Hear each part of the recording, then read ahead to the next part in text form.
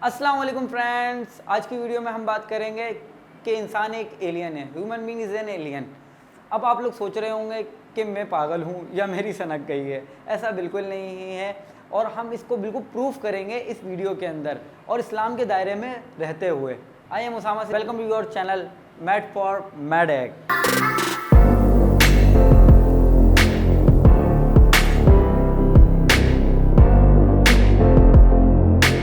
में भी एक लेसन आपको याद हो जो कि हम 1 क्लास से पाकिस्तान भर में पढ़ते आ रहे हैं। वो टॉपिक है आदम अलैहिस्सलाम। एवरीवन नोज डैट कि आदम अलैहिस्सलाम को अल्लाह ताला ने मिट्टी से बनाया और जन्नत में रहने की तलकीन की। जब शैतान के बहकावे में आकर आदम अलैहिस्सलाम ने गलती की तो अल्लाह ताला ने उनको ज़मीन पे भेज दिया। चूँकि हम सब आदम अलैहिस्सलाम की औलाद हैं, इस बात से ये साबित होता है कि इंसान इस दुनिया का नहीं, और साइंस भी यही कहती है। किस तरह? एलियन की डेफिनेशन पहले हम जानते हैं। एलियन की डेफिनेशन होती क्या है? एलियन की डेफिनेशन वो होती है जो खला से ज़मीन की तरफ कोई लिविंग थिंग आए और सरवाइव करे। और वो किस तरह आएगी? क्योंकि अगर वो डेवलप्ड होगी तो आ सकती है। स्पेसशिप्स होनी चाहिए, यूएफओ जिसको हम कहते हैं, जिसमें एलियन आते हैं।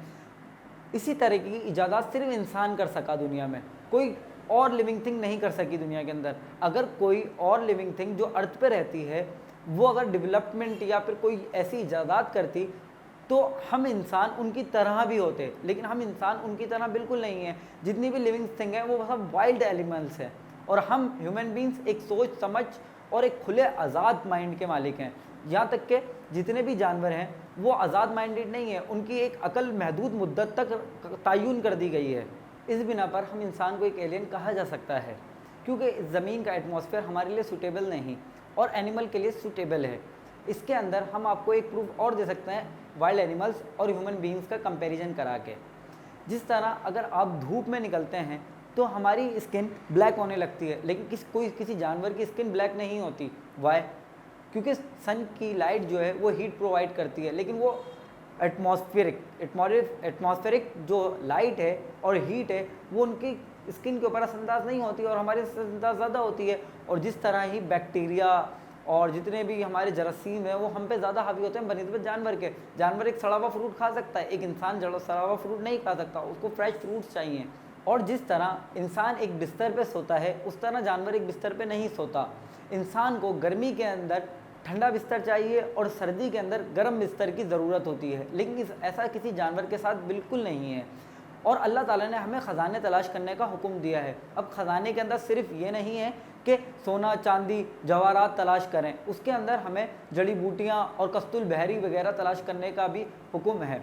आप सल्लम की एक हदीस का मफ़हूम है कि तुम्हारे तमाम इलाज में बेहतर इलाज है हिजामा करवाना और कस्तूल बहरी से इलाज करना। कस्तूल बहरी क्या होती हैं? कस्तूल बहरी वो होती हैं जो समंदर से हमें जड़ी बूटियाँ हासिल होती हैं। और जड़ी बूटियों के अंदर अगर आप जानते हो तो समंदर के ऊपर आज तक जो रिसर्च हुई है सिर्फ 5% रिसर्च हुई है, उससे ज़्यादा आज तक रिसर्च नहीं हुआ। और अल्लाह जाने कि कौन कौन से ख़जाने समंदर के अंदर दफन हैं जो मेडिकल से रिलेटेड हमारे लिए फ़ायदेमंद हो। और जो लाइलाज साइंस आज जिन बीमारियों को कहती है, एड्स, कैंसर, उनके भी इलाज समंदर के अंदर ही दफन हो, तो हमें तलाश करने चाहिए।